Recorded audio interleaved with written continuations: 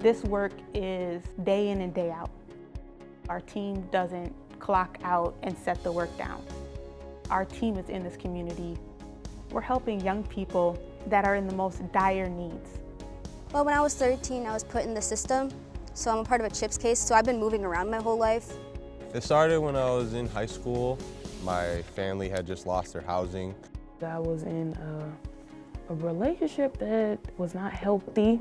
Being on probation was pretty debilitating. Like, it gives you some sort of like hopelessness.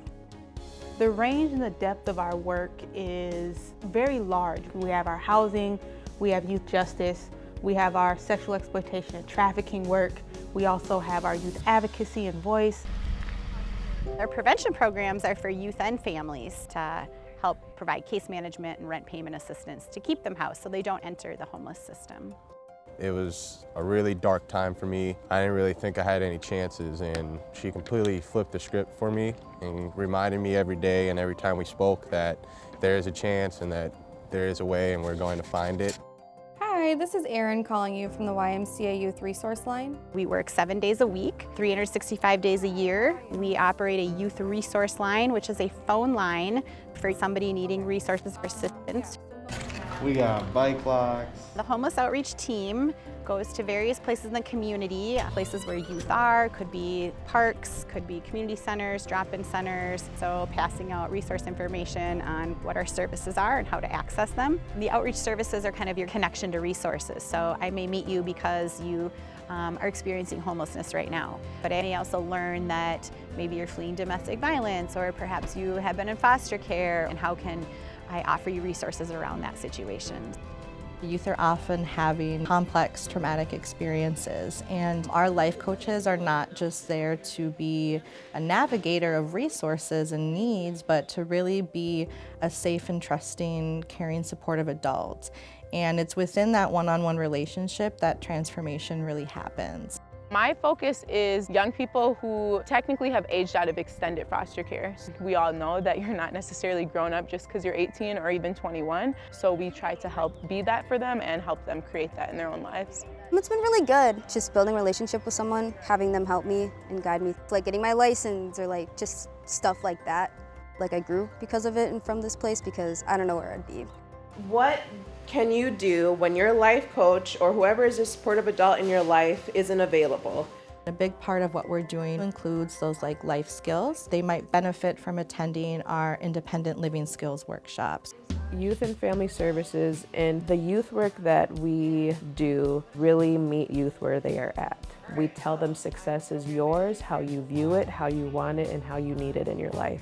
You know, a lot of our young people do have children too, and so creating that sustainability for their family as well as their kids is helpful for the next generations.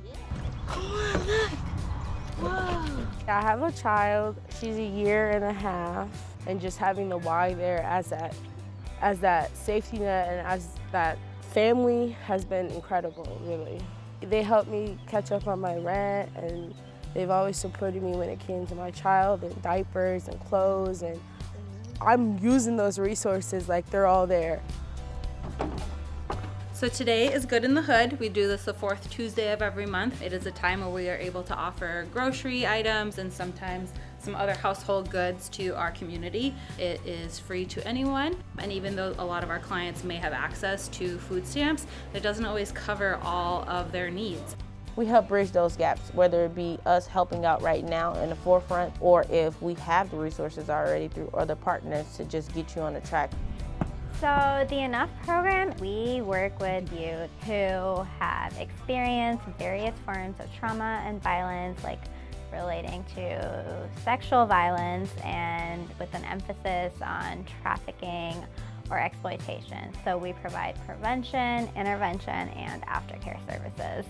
They definitely are there. Even if it's 10 o'clock at night, they'll answer. If it's like a real emergency, they'll help. I have, some bumps in the road, but I've managed to get through. I'm about to graduate, and I've achieved a lot of my goals with these people.